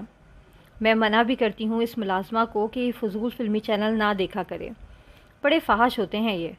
پھر وہ اس ملازمہ کی طرف متوجہ ہوئیں۔ سنو لڑکی، بند کرو اسے یا چینل تبدیل کرو، یہ تو کائے کا کانڈا ہے۔ رافعہ کے حلق سے الفاظ بمشکل نکلے۔ ملازمہ نے اس کا عجیب سا لہجہ محسوس نہیں کیا تھا۔ اس کی ہمت بندی۔ جی میڈم، کائے کا کانڈا کچھ عرصے سے منظر سے غائب تھی، لوگ اسے بہت یاد کرتے تھے۔ اس نے اپنی غیر حاضری کی وجہ بھی کسی کو نہیں بتائی تھی۔ یہ اس کی پرانی فلم ہے جو آج چینل والوں نے چلائی ہے، کیونکہ کل شام ہی کو پتہ چلا ہے کہ وہ منظر سے کیوں غائب تھی۔ اس نے جوش سے بتایا۔ پتہ ہے کیوں؟ مجھے پتہ ہے، اسے جلد کا کینسر ہے، وہ خواب کسی کیفیت میں بولی۔ نہیں تو؟ ملازمہ حیران ہوئی۔ وہ یہ بتانا نہیں چاہتی تھی، آج کل بھی وہ ہسپتال میں کرٹیکل حالت میں ہے، وہ کہہ رہی تھی، اور ملازمہ نفی میں گردن ہلائے جا رہی تھی۔ نہیں نہیں میڈم، کائے کا کانڈا نے کل دوپہر خودکشی کر لی ہے۔ اس کی خاندانی ناچاکی بہت بڑھ گئی تھی اور وہ ایک عرصے سے ڈپریشن میں مبتلا تھیں۔ کل دوپہر تو وہ مر گئی ہے۔ جاپان کے ہسپتال اور قومی ادارے نے بھی اس کی خودکشی کی تصدیق کر دی ہے۔ وہ تو موت کے بعد ہی ہسپتال لائی گئی تھی۔ ڈاکٹرز نے بتایا ہے کہ اسے صرف ڈپریشن تھا اور کوئی بیماری نہیں۔ میں آپ کو اس کی تصاویر دکھا سکتی ہوں جو موت کے بعد لی گئی ہیں۔ اس کی جلد بالکل صاف ہے، وہاں کوئی کینسر کا نشان تک نہیں ہے۔ سارے بین الاقوامی فلمی چینل وہ تصاویر اور اس کی فلمیں بار بار چلا رہے ہیں۔ آپ غالباً کسی اور اداکاروں کو کائے کا کانڈا کے ساتھ مکس اپ کر رہی ہیں۔ رافعہ دانش کے گرد دنیا گول گول گھوم رہی تھی۔ اتنا عرصہ وہ جس کے علاج پر دولت خرچ کرتی رہی تھی وہ کائے کا کانڈا تھی ہی نہیں، یا شاید اتنے عرصے سے وہ کسی بیمار سے رابطے میں تھی ہی نہیں۔ یہ کس پر وہ اپنے شوہر کی اتنی دولت جھونکتی رہی تھی۔ کل ایک ویڈیو جو کائے کاکانڈا کی جانب سے موصول ہوئی تھی وہ رات کی تھی، جبکہ کائے کاکانڈا تو دوپہر میں مر چکی تھی۔ ایک ویڈیو بنانا کیا مشکل کام تھا۔ AI ٹیکنالوجی کے ذریعے کسی بھی منظر میں کسی کی تصویر کو فٹ کر کے ویڈیو بنانا کیا مشکل کام تھا۔ جس اکاؤنٹ میں وہ پیسے ٹرانسفر کرتی رہی تھی وہ کائے کاکانڈا کے نام سے کسی انٹرنیشنل بینک کا اکاؤنٹ تھا۔ وہ یہ کیا کر رہی تھی؟ وہ ایسے کسی پر کیسے اعتبار کر سکتی تھی؟ صدمہ سا صدمہ تھا، دکھ سا دکھ تھا۔ وہ یہ تو برداشت کر سکتی تھی کہ کینسر کا شکار ایک لڑکی اپنے نفسیاتی حملوں کے باعث خراب رویے کا مظاہرہ کر رہی ہے، لیکن وہ یہ برداشت نہیں کر سکتی تھی کہ وہ جس کی مدد کرتی آئی تھی وہ مدد کے قابل ہی نہیں تھی۔ اتنا بڑا دھوکہ وہ نہیں سہ سکتی تھی۔ وہ اتنے بڑے اسکیم کا شکار نہیں ہو سکتی تھی۔ وہ اتنی کم عقل نہیں ہو سکتی تھی۔ کوئی بہت آرام سے اسے بیوقوف بنا کر اسکیم کر گیا تھا، یا کوئی بہت آسانی سے اس سے اپنا انتقام لے گیا تھا۔ اس کے سینے میں درد اٹھنے لگا، بے پناہ درد۔ دل کی دھڑکن بند ہونے لگی۔ اسے احساس ہوا کہ اس کی سانس گھٹ رہی ہے۔ میڈم میڈم، ملازمہ پریشانی سے اسے آوازیں دے رہی تھی۔ آخری منظر اسے یہ نظر آیا کہ اس کی سانس اس پر جھکی، اس کا ماتھا تھپتھپا رہی تھی، ساتھ ہی وہ کچھ کہہ بھی رہی تھی۔ اس کا نام، اٹھنے کی باتیں، ہسپتال کے لیے گاڑی نکلوانے کی باتیں، پھر دنیا تاریک ہوتی گئی، یوں جیسے کسی محیط چادر نے سب کچھ ڈھانپ دیا ہو۔ سارے مناظر دم توڑ گئے اور گپ اندھیرا ہر سو چھاتا گیا۔ رات کی سیاہی جیسا اندھیرا، گہرا اندھیرا، سیاہی در سیاہی، گویا قدیم زمانوں کا کوئی بے آباد، ویران اور ہیبت ناک کنواں ہو۔ اس نے پلکیں اٹھانے کی کوشش کی تو وہ بہت وزنی معلوم ہوئی، جیسے کوئی بوجھ سا ان پر آلودہ ہو۔ ہر شے بے رنگ تھی، البتہ وہ محسوس کر سکتی تھی کہ اس کے گرد کچھ لوگ تھے۔ ایک خاتون اس کی طرف جھکی تھیں۔ وہ کچھ پوچھ رہی تھیں، ہونٹ ہلتے تھے مگر الفاظ سمجھ نہیں آتے تھے۔ غالباً وہ کوئی اور زبان تھی یا کوئی دوسری دنیا تھی۔ وہ پھر تاریکیوں میں ڈوبتی گئی۔ گہری سیاہ چادر نے سارے مناظر پر پردہ ڈال دیا۔ دھند کی تہ ذرا سی سرکی تو اب بھی اشیاء بے رنگ تھیں، سامنے لوگ بھی نہیں تھے۔ اس نے محسوس کیا کہ اس کے دائیں طرف کوئی بیٹھا تھا۔ وہ اس کی جانب جھکا تھا، کچھ کہہ بھی رہا تھا، کچھ ایسا کہ کیا وہ ٹھیک ہے؟ کیا وہ پانی پینا چاہے گی؟ کیا وہ اسے کچھ لا دے؟ اس نے پہچاننے کی سعی کی۔ یہ لہجہ، یہ انداز شناسا سا تھا، زبان بھی سمجھ آتی تھی۔ اس نے کچھ کہنا چاہا تو وہ کان اس کے لبوں کے قریب لے آیا۔ امی، گھر، ٹوٹے سے 2 الفاظ نکلے۔ وہ کچھ کہہ رہا تھا۔ اس نے مزید کچھ سننا چاہا، سوچنا چاہا، بولنا چاہا، لیکن سب اختیارات ختم ہو گئے تھے۔ اس کے گرد اندھیرے بہت گہرے تھے، اپنی طرف کھینچنے والے، ساری دنیا سے بیگانہ کر دینے والے۔ اب کہ آنکھ کھلی تو پلکیں ہلی تھیں، ہر بوجھ سے آزاد اور پرسکون۔ تیز روشنی آنکھوں میں پڑی تو ساری دنیا کے رنگ واضح ہونے لگے۔ ہسپتال کا وہ کمرہ دن کی روشنی سے منور تھا، کھڑکی سے دھوپ اندر آ رہی تھی۔ اس کے ہاتھ سے نالیاں جڑی تھیں جن سے مایا قطرہ قطرہ اندر گر رہا تھا۔ اس نے اٹھنے کی کوشش کی تو ایک نرس فوراً کاؤچ سے اٹھی اور اس کے پاس آئی۔ وہ اسے ہوش میں آتے نہیں دیکھ سکی تھی۔ اب خوشگوار حیرت سے اس کی جانب بڑھی۔ Welcome back to the world, وہ شائستگی سے انگریزی میں گویا ہوئی۔ کیا میں ڈاکٹر کو بلاؤں؟ وہ معائنہ کرنے لگی۔ رافعہ نے نفی میں گردن کو جنبش دی۔ میں کہاں ہوں؟ میرے گھر والے، امی۔ اس نے الفاظ انگریزی میں ادا کیے۔ آواز گلے خراب جیسی تھی۔ دھیرے دھیرے ذہن بیدار ہو رہا تھا۔ وہ کون تھی؟ کون سی زبانیں جانتی تھی؟ سب تازہ ہو رہا تھا۔ آپ کی امی آتی ہیں اور سر بھی ساری رات یہیں ہوتے ہیں۔ میری امی آتی ہیں؟ مطلب اگلے ہی لمحے سے سمجھ آ گیا تھا۔ وہ امریکہ میں تھی اور یہاں اس کی امی نہیں تھی۔ وہ نرس اس کی ساس کو اس کی امی کہہ رہی تھی، اور سر اس کا شوہر۔ اور پھر وہ ایک دم کسی خواب سے جاگی۔ تم نے کہا میری امی آتی ہیں، سر ساری رات یہیں ہوتے ہیں؟ آتی ہیں، ہوتے ہیں، کیا مطلب؟ میں کب سے یہاں ہوں؟ اس کے الفاظ پھنس پھنس کر ادا ہو رہے تھے۔ 1 ماہ ہو گیا ہے آپ کو، اور آپ پریشان نہ ہوں، میں سر کو کال کرتی ہوں کہ آپ جاگ گئی ہیں۔ وہ مسرت سے کہتی باہر کی سمت بڑھی۔ نہیں رکو، مجھے بتاؤ، مجھ سے ملنے کون آتا رہا ہے؟ میرے گھر والے۔ شاید اسے لگا تھا کہ وہ امریکہ آئیں گے۔ نرس ذرا سی جھجکی۔ پہلے آپ کی امی کافی دن تک آتی تھیں، اب انہوں نے آنا چھوڑ دیا ہے۔ مجھے لگتا ہے کہ انہیں امید نہیں تھی کہ آپ اٹھ جائیں گی۔ رہے سر تو وہ ہر رات یہیں ہوتے ہیں، ابھی صبح تک یہیں تھے، پھر میٹنگ کے لیے چلے گئے۔ وہ اکثر کالز مس کر دیتے ہیں۔ لیکن مجھ سے انہوں نے کہا ہے کہ میری کال اور میسج پر انہوں نے الگ رنگ ٹون سیٹ کی ہے. اگر میں انہیں کال کروں تو وہ ضرور اٹھائیں گے. ان کا سختی سے حکم ہے کہ جیسے ہی میں آپ کی طبیعت میں کوئی اپ یا ڈاؤن دیکھوں فوراً انہیں مطلع کر دوں. آپ کی امی سے وہ یہی کہتے تھے کہ آپ جاگ جائیں گی. پتہ نہیں کیوں لیکن وہ بہت پر امید تھے، ہم ڈاکٹرز اور نرسز سے بھی زیادہ. میں سمجھ نہیں پا رہی کہ ایک ماہ کیسے گزر گیا. میں شاید آدھا دن بے ہوش رہی ہوں یا اس سے بھی کم. یہ وقت کے سارے حساب بے ترتیب کیسے ہوئے، اور میں اتنی کمزور کیسے ہو سکتی ہوں کہ ایک ٹراما کا اتنا برا اثر لوں. اس کے پاس سوال ہی سوال تھے. میڈم، آپ پہلے کینسر کا شکار رہی تھیں، جس کے باعث آپ کی ول پاور بہت کمزور ہو گئی تھی. آپ کی ذہنی اور جذباتی قوت مان پڑ گئی تھی، اسی لیے آپ صدمہ برداشت نہیں کر سکیں. آپ کی یہ بے ہوشی جان لیوا ثابت ہو سکتی تھی، لیکن آپ جاگ گئی ہیں اور ہم بہت خوش ہیں. اب میں سر کو مطلع کر دوں؟ نرس کا سارا زور طیب کو خبر دینے پر تھا. رافعہ خاموش ہو گئی. کچھ دیر بعد ڈاکٹر نے اس کا چیک اپ کیا اور دوا دی، جس سے اسے نیند آنے لگی. لیکن یہ نیند دنیا سے کاٹ دینے والی نہیں تھی. یہ ان خوفناک اندھیروں جیسی ہرگز نہیں تھی. کیسی گہری تاریکی تھی وہ. وقت کے سارے حساب کھو گئے تھے. دنیا کا ہر غم کھو گیا تھا. وہ دنیا اور لوگ جن کی ہر وقت فکر ہوتی تھی، وہ ساری فکریں کہاں چلی گئی تھیں. پورا ایک ماہ وہ ان دنیا والوں کے بغیر گزار آئی تھی. وہ سوتی رہی تھی اس خوف سے آزاد کہ لوگ کیا کہیں گے، اس غم سے بے پرواہ کہ کون اسے کیسی نظروں سے دیکھ رہا ہے. کیسے ممکن تھا یہ؟ انہی سوچوں میں وہ جانے کب سو گئی. اسے سوتے شاید چند منٹ ہی گزرے تھے جب آہٹ سے وہ جاگی. کیسی نیند تھی یہ جو آہٹ سے ٹوٹ گئی، اور ایک وہ نیند تھی کہ چنگھاڑ سے بھی نہ ٹوٹتی تھی. طیب آیا تھا. اس کی آنکھیں بند تھیں، مگر اس پرفیوم کی مہک وہ کروڑوں میں پہچان سکتی تھی.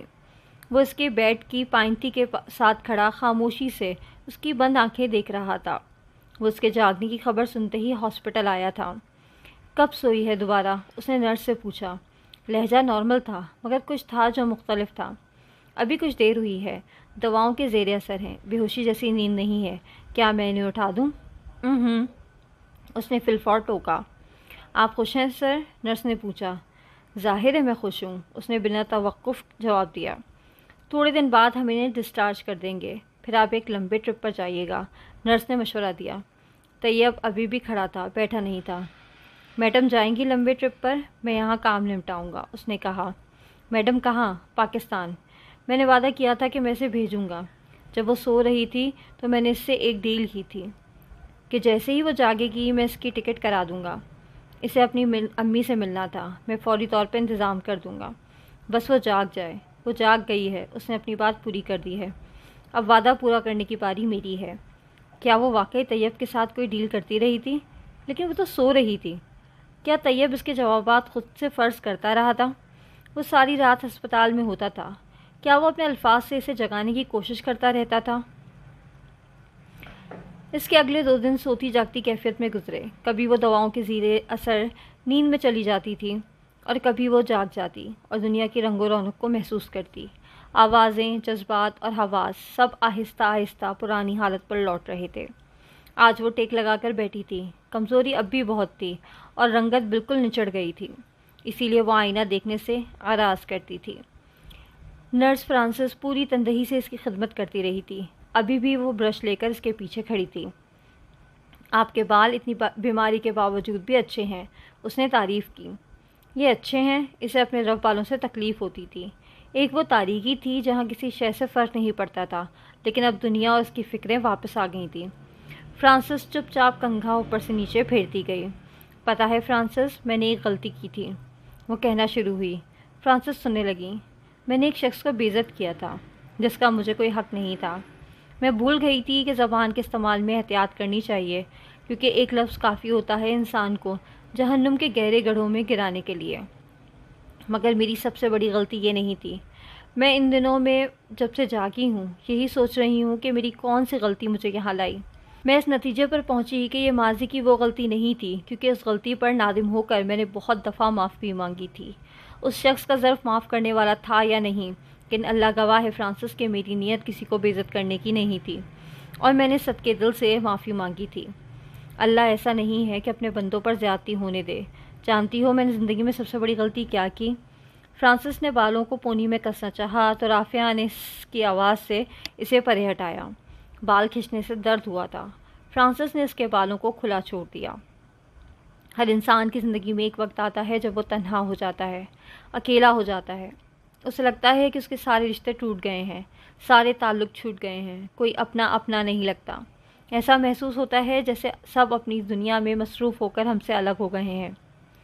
مجھ پر بھی یہ وقت آیا۔ میرے گھر والے پاکستان میں ہیں، وہ مجھ سے ایک حد سے زیادہ بات نہیں کر سکتے تھے۔ ان کی اپنی زندگیاں ہیں۔ یہاں طیب نے مجھے کبھی کوئی تکلیف نہیں دی، لیکن ان کے پاس وقت نہیں ہوتا تھا۔ زندگی کے اس تنگ دور میں میرے پاس اختیار تھا، یا تو میں اپنا سکون اللہ کی معرفت میں ڈھونڈتی یا میں اپنا چین لوگوں میں تلاش کرتی۔ تنہائی سے دوستی آسان نہیں ہوتی۔ میں نے غلط انتخاب کر لیا فرانسس۔ اسے علم بھی نہ ہوا اور ایک آنسو ٹوٹ کر اس کی آنکھ سے گرا۔ یہ میری سب سے بڑی غلطی تھی۔ اگر میں غلط جگہ اپنا سکون تلاش نہ کرتی تو میں اس مقام پر نہ ہوتی۔ حالات مجھے اس نہج پر لا کر کھڑا نہ کرتے۔ ہمارے نبی صلی اللہ علیہ وسلم، آخری نبی صلی اللہ علیہ وسلم، جب نبوت سے سرفراز نہیں ہوئے تھے تو وہ غار حرا میں جا کر غور کیا کرتے تھے۔ جانتی ہو کیوں؟ وہ بول رہی تھی، اس بات سے قطع نظر کہ فرانسس کے تاثرات کیا ہیں۔ 1 ماہ وہ خاموش رہی تھی، اب دنیا کو اسے سننا تھا، تاکہ وہ تنہائی میں رب کی نشانیوں پر غور کر سکیں، تاکہ وہ اس بات کو سمجھ سکیں کہ وہ معبود جو قریش نے بنا رکھے ہیں، نبی صلی اللہ علیہ وسلم کا دل ان سے بیزار کیوں ہے۔ غور و فکر کے لیے انہیں تنہائی چاہیے تھی، لوگوں سے الگ ہو کر کچھ وقت چاہیے تھا، اور یہی وقت ہر انسان کو چاہیے ہوتا ہے۔ لوگوں کی آوازوں کے شور میں ہم اندر کی آوازیں، اپنے ضمیر سے آنے والی آوازیں نہیں سن پاتے۔ ان آوازوں کو سننے اور ان کے ذریعے دنیا و آخرت کے سکون کا سفر شروع کرنے کے لیے ہمیں ایسا وقت اور جگہ چاہیے ہوتی ہے جہاں صرف ہم ہوں، جہاں ہماری سوچیں ہوں، اور پھر علم کی روشنی میں ان سوچوں کے ذریعے بننے والا اللہ سے تعلق ہو۔ میری سب سے بڑی غلطی یہ تھی کہ میں نے زندگی کے اس فیز کو نہیں پہچانا۔ میں نے اپنا سکون لوگوں میں ڈھونڈا۔ میں نے اپنی ذات کے خلا کو پر کرنے کے لیے لوگوں کا سہارا تلاشا۔ یہی میں غلط تھی۔ اگر میں اس تنہائی سے فائدہ اٹھا کر اپنا تعلق اللہ سے جوڑنے والی بنتی، اپنے لیے علم کے مواقع تلاش کرتی، تو میں ایسی غلطیاں نہ کرتی، اور اگر کر بھی دیتی تو یہ غلطیاں مجھے ایسے نہ توڑتیں۔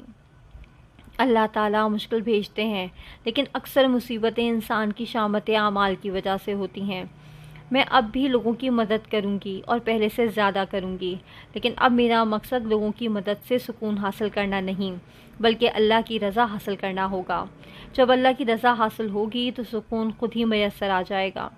میں مدد کرتے وقت تحقیق ضرور کروں گی، دل میں ہونے والی کھٹک اور سرخ جھنڈوں کو نظر انداز نہیں کروں گی، جو میں نے اس بار کیا۔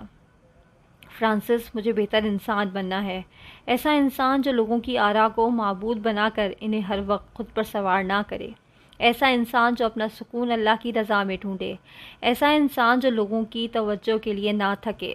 معبود کے لیے دل میں ایک خانہ ہے، اور وہ صرف اللہ کی محبت سے پر ہو سکتا ہے۔ مجھے فرانسس، اللہ کے علاوہ تمام ان چیزوں کو دل کے اس خانے سے نکالنا ہے جو مجھ پر طاری ہو کر میرا سکون چھین لیتی ہیں۔ میرے لیے ایک نئی زندگی کا آغاز آج سے اور ابھی سے ہے۔ اس کی بات پوری ہوئی تو فرانسس خاموشی سے بنا کوئی تاثر دیے مڑ گئی۔ رافعہ ابھی بھی بڑبڑا رہی تھی، welcome back to the world Rafia, welcome back to the world. شام ہوئی تو بادلوں نے آسمان پر بسیرا کر لیا، لیکن ان بادلوں میں وہ دم نہ تھا کہ برس جائیں۔ یہ صرف موسم کی خوشگواری عطا کر سکتے تھے جو وہ کر رہے تھے، برسنا ان کے فرائض میں شامل نہیں تھا۔ ہر شے اپنے مقصد کے ساتھ تخلیق کی گئی ہے، اور اپنی تخلیق کے مقصد کو پورا کرنے میں ہی اس کا سکون ہے۔ جن و انس کے سوا ہر مخلوق اس اصول پر خوشی سے قائم ہے۔ کمرے کی کھڑکی کھلی تھی اور وہ باہر نظر آتے منظر کو دیکھ رہی تھی۔ دھیان منظر کے بجائے ان خیالات پر تھا جو اس کے ذہن میں تیزی سے جمع ہو رہے تھے۔ دروازہ کھلا تو اس نے گردن موڑی، درد کی ایک ٹیس سی اٹھی۔ فرانسس ہاتھ میں فون تھامے چلی آ رہی تھی۔ وہ لائن پر ہیں۔ اس نے فون رافعہ کی جانب بڑھایا جسے اس نے پکڑ لیا۔ کیسی ہو؟ وہ نرم دھیمے لہجے میں اس سے مخاطب تھا۔ سوچ رہی ہوں زندگی کتنی مشکل ہے۔ جب سو رہی تھی تو کوئی غم نہیں تھا، اب جاگی ہوں تو فکریں ہی فکریں ہیں۔ وہ اداسی سے گویا ہوئی۔ کیا فکر ہے تمہیں؟ بتاؤ مجھے۔ وہ مستفسر ہوا۔ مجھے کائے کا کانڈا کو سزا دلوانی ہے۔ اس کے دل میں کچھ شدت سے چبھا۔ تمہارا مطلب تمہیں حبیب کو سزا دلوانی ہے؟ وہ اطمینان سے بولا۔ رافعہ ساکن رہ گئی۔ آپ؟ الفاظ حلق میں اٹک گئے۔ تم نہیں بتاؤ گی تو کیا میں اتنا بے پرواہ ہوں کہ جاننے کی کوشش بھی نہیں کروں گا کہ کس نے تمہیں نقصان دیا ہے؟ جانتا ہوں تمہاری کلاس کے اس طالب علم کو جس نے یہ سب کیا۔ جس رات تم مجھ سے ڈسکس کر کے گئی تھی اس سے اگلے دن سے میں اس کھوج میں لگ گیا تھا۔ تمہارے بینک اکاؤنٹ پر لمٹ بھی سیٹ کرا دی تھی تاکہ تم بڑی ٹرانزیکشن نہ کر سکو، اسی لیے تمہارا اکاؤنٹ اس روز بلاک ہو گیا تھا۔ تم سمجھی تھی کہ تم کسی بڑے اسکیم کا شکار ہو گئی ہو، مگر تمہارا اکاؤنٹ حفاظتی وجوہات کی بنا پر بلاک ہوا تھا، اور اس ماہ حبیب کو ٹریس کر لیا گیا ہے۔ وہ گرفتار ہو گیا ہے اور فی الوقت لاک اپ میں ہے۔ اس پر فراڈ اور اقدام قتل کے مقدمات ہیں۔ اقدام قتل کیوں؟ رافعہ نے پوچھا۔ اس لیے کہ جو منصوبہ اس نے ترتیب دیا تھا اس سے تمہاری جان جا سکتی تھی۔ سمجھو اسے سزا ہو گئی۔ جب تم پاکستان جاؤ گی تو گواہی دو گی۔ اس کیس میں سب سے اہم تمہاری گواہی ہے۔ تھینک یو، آپ نے میرے لیے اتنا کیا، مجھے بہت خوشی ہے، لیکن اس سے کہیں زیادہ مجھے آپ سے گلے ہیں طیب۔ پہلے میں نے سوچا تھا کہ میں آپ سے لڑوں گی، لیکن بہت کر لیں بحثیں، اب دل نہیں چاہتا کسی سے لڑنے کو۔ آپ نے میرے گھر والوں کو تسلیاں دے دے کر امریکہ آنے سے روکے رکھا۔ نہیں رافعہ، ان کا ویزا لگنا آسان نہیں تھا، اس نے صفائی دی۔ آپ کوشش کرتے تو نہ لگتا۔ وہ ترکی بترکی بولی تو وہ خاموش ہو گیا۔ مجھے نہیں ادراک کہ اس کی وجہ کیا ہے، میں بحث نہیں کروں گی۔ آپ نے بہت کچھ کیا، اس آدمی کو بھی ڈھونڈ لیا اور سزا بھی دلوائی، میں ممنون ہوں آپ کی، لیکن آپ نے معلوم ہونے کے باوجود مجھے نہیں بتایا کہ وہ حبیب ہے۔ آپ نے مجھے میرے حصے کی غلطی کرنے دی کیونکہ آپ کو لگا کہ میں اپنے فیصلے میں اتنی اٹل ہوں کہ آپ کی بات نہیں مانوں گی۔ حالانکہ طیب، آپ نے اس رات صرف چند الفاظ بولے تھے اور میں نے اگلے دن تفتیش شروع کر دی تھی۔ اگر آپ کو قطعی طور پر سب معلوم ہو گیا تھا تو کیا آپ ثبوت کے ساتھ میرے پاس نہیں آ سکتے تھے؟ کیا میں ثبوت دیکھ کر نہ مانتی؟ مگر آپ نے ایسی کوشش ہی نہیں کی۔ میری بہت غلطی تھی، میں نے غلط جگہ اپنا سکون ڈھونڈا، میں نے ریڈ فلیگز کو نظر انداز کیا۔ وہ سرخ جھنڈے جو مجھے مدد کرتے وقت نظر آئے تھے، میں نے ان سے چشم پوشی کی۔ میں نے بہت غلط کیا اور آپ میری غلطی کو فکس کر رہے ہیں۔ وہ سانس لینے کو ٹھہری۔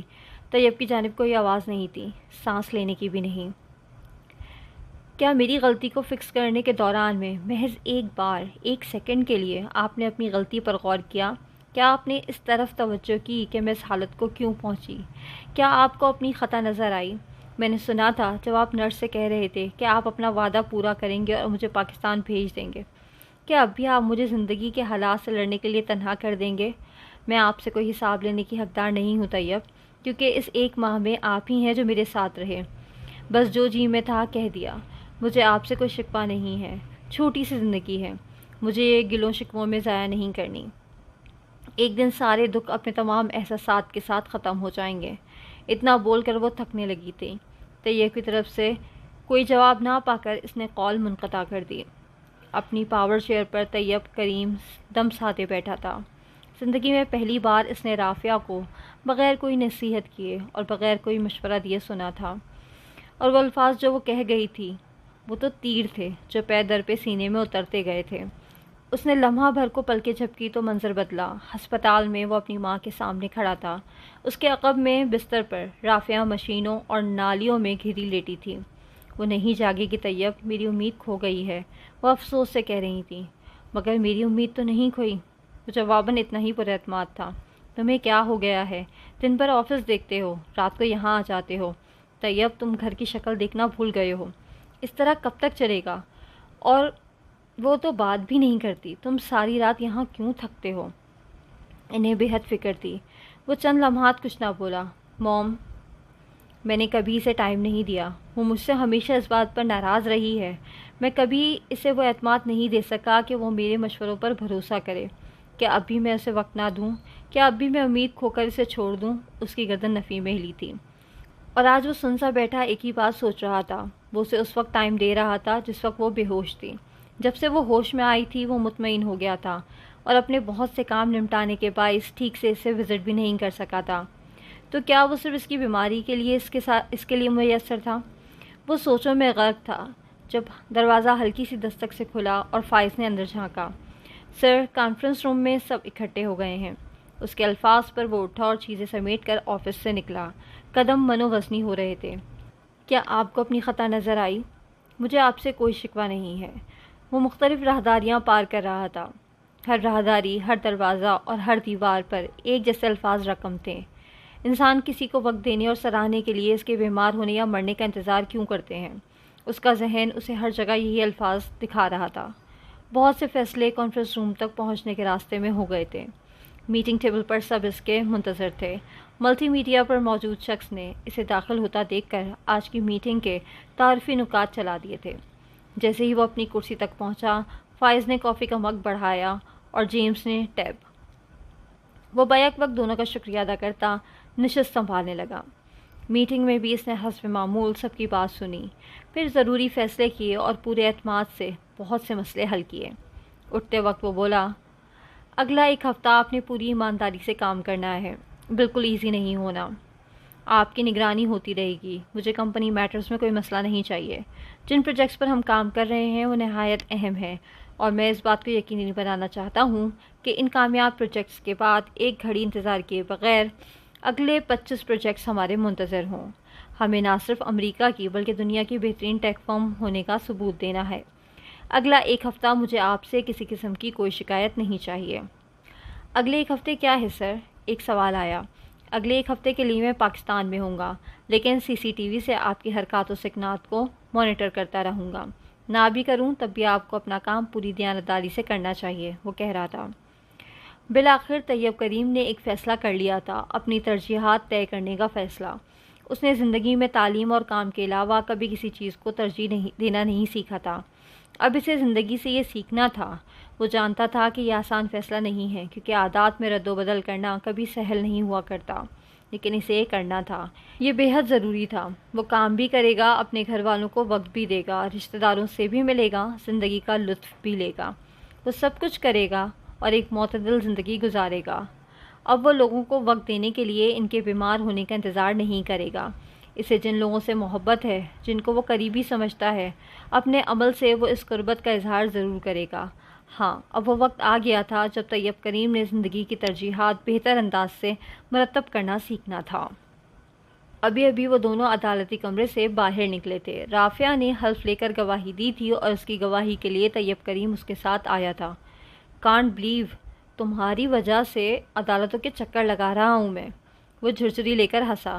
اچھا ہے، اسی بہانے آپ کو معلوم ہوا کہ پاکستان کی عدالتیں کیسی ہیں، گھٹن زدہ اور بھانت بھانت کی بولیوں سے پر۔ وہ بھی ہلکا پھلکا محسوس کر رہی تھی۔ دن گزرنے کے ساتھ اس کی صحت اور رنگت بہتر ہو رہی تھی۔ ویسے اگر مجھے کچھ ہو جاتا تو آپ کیا کرتے؟ وہ ذرا رک کر بولا، میں دوسری شادی کر لیتا۔ اور رافعہ دانش کا دل چاہا کہ یہ پوری عمارت فرنیچر سمیت اٹھا کر اس شخص پر گرا دے۔ میرے علاوہ کون برداشت کرتا آپ کو؟ کتنے بورنگ ہیں آپ۔ دوسری شادی؟ وہ بری طرح سے جل گئی۔ ایک ٹیک فرم کا مالک ہوں میں، شکل صورت کا بھی اچھا ہوں، ایسے ہی مجھے کوئی برداشت نہ کرتا۔ وہ محفوظ ہو کر ساتھ ساتھ چلتا رشت میں سے جگہ بنا رہا تھا جب اہلکاروں کی معیت میں حبیب ان کے سامنے آ رکا۔ اہلکار پہلے سے مطلع کر دیے گئے تھے، سو وہ پیچھے ہٹ گئے۔ وہ رافعہ کو دیکھ رہا تھا، آنکھوں میں بے پناہ ڈٹائی تھی۔ کیسی ہیں میڈم؟ مجھے جیل بھجوا کر خوش ہیں؟ بہت معافیاں مانگی تھیں آپ نے، لیکن میں نے اپنا حساب لے لیا۔ وہ زہریلی مسکراہٹ چہرے پر سجائے کہہ رہا تھا۔ رافعہ اس کی بات سے ذرا برابر مشتعل نہ ہوئی، سکون سے اس کی آنکھوں میں دیکھتی رہی۔ مجھے ہمیشہ سے معلوم تھا حبیب کہ آپ حساب میں بہت برے ہیں، تبھی تو میں نے کہا تھا کہ کوئی بھی آپ کو بے وقوف بنا کر کنگال کر سکتا ہے۔ بات کا بدلہ بات ہوتا ہے، لفظ کا حساب لفظ ہوتا ہے، لیکن آپ نے سوچا کہ کیوں نہ اس طرح دولت کمائی جائے۔ حبیب، آپ کو مجھ سے کوئی حساب نہیں لینا تھا۔ آپ کو میری امریکہ شادی کا علم ہو گیا تھا اور آپ کو دولت کمانے کا شارٹ کٹ چاہیے تھا۔ یہ آج کے نوجوان جو محنت کے میم سے واقف نہیں اور کبھی یوٹیوب پر اور کبھی عملی طور پر دولت کمانے کے شارٹ کٹس ڈھونڈتے رہتے ہیں، جیسا کہ میں نے کہا کہ آپ حساب میں بہت برے ہیں، سو آپ کے حساب الٹے پڑ گئے۔ زندگی نے آپ کو بے وقوف بنایا اور آپ کے ساتھ ایسی اسکیم کھیلی کہ آپ اپنی باقی ماندہ زندگی عدالتوں کے دھکے کھاتے اور جیل میں سڑتے گزاریں گے۔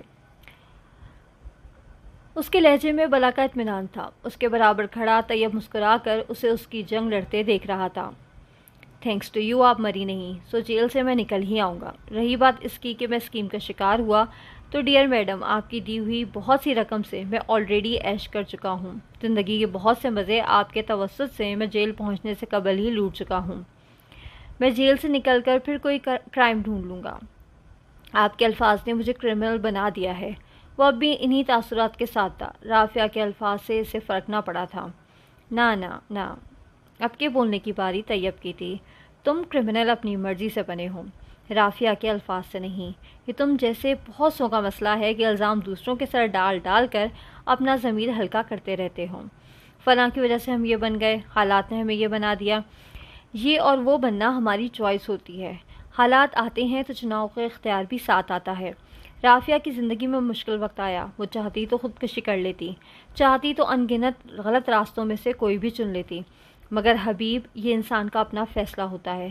چند الفاظ نے تمہاری شخصیت تباہ نہیں کی، چند الفاظ نے تمہیں کرمنل نہیں بنایا. یہ تمہارے کیے ہوئے انتخاب ہیں جنہوں نے تمہیں گناہگار بنایا ہے. رہی بات اس رقم کی جس سے تم نے زندگی کے کچھ مزے اٹھائے، تو اتنی رقم تو ہم خیرات میں بھی دے دیا کرتے ہیں. اگر تم نے لے لی تو کیا ہوا؟ کہہ کر وہ رافعہ کو ساتھ لیے آگے بڑھ گیا. اس آخری بات پر حبیب کا چہرہ یوں ہو گیا جیسے کوئی بچھو ڈنک مار گیا ہو. چلتے چلتے رافعہ کہہ رہی تھی، مجھے امی نے بتایا کہ میری کزن کی منگنی ہو گئی ہے، میری بھتیجی کا اسکول میں داخلہ ہو گیا ہے، چاچا اپنی فیملی کو لے کر نئے گھر میں شفٹ ہو گئے ہیں، میرے ایک کزن کو دبئی میں جاب مل گئی ہے، اور یہ سب تب ہوا جب میں بے ہوش تھی. کام نہیں رکے، رک بھی نہیں سکتے تھے. دنیا تب بھی چل رہی تھی اور دنیا اب بھی جاری ہے. جب میں مر جاؤں گی دنیا تب بھی چلتی رہے گی. پھر ہم اس حقیر سی دنیا کو خود پر اتنا سوار کیوں کر لیتے ہیں جو ہمارے بغیر ایک لمحہ نہیں تھمتی، ایک لحظہ نہیں ٹھہرتی؟ کیونکہ ہم اسی کو سب کچھ سمجھ لیتے ہیں. جب ہم صحت سے ہوتے ہیں تو لگتا ہے کہ بیمار نہیں ہوں گے، اور جب زندہ ہوتے ہیں تو سوچتے ہی نہیں کہ موت بھی آئے گی. طیب نے جواب دیا، تو کیا آپ واقعی اپنی ترجیحات طے کریں گے؟ وہ شرارت سے لب دبائے پوچھ رہی تھی. اور کیا تم واقعی اب مجھ سے بحث نہیں کیا کرو گی؟ اور وہ دونوں ایک ساتھ ہنسے تھے. خطائیں کون نہیں کرتا، غلطیاں کس سے نہیں ہوتی. زندگی تو اصل یہ ہے کہ ان خطاؤں سے سبق سیکھ کر نئے دور میں داخل ہوا جائے، سنہرے دور میں، امید کے دیے کی مانند ٹمٹماتے مثبت دور میں. انہیں بھی اپنی زندگی کے نئے دور کو پرانی غلطیوں کے اسباق کی مضبوط بنیادوں پر اعتبار اور درست فیصلوں کی پکی اینٹوں سے تعمیر کرنا تھا. ختم شد.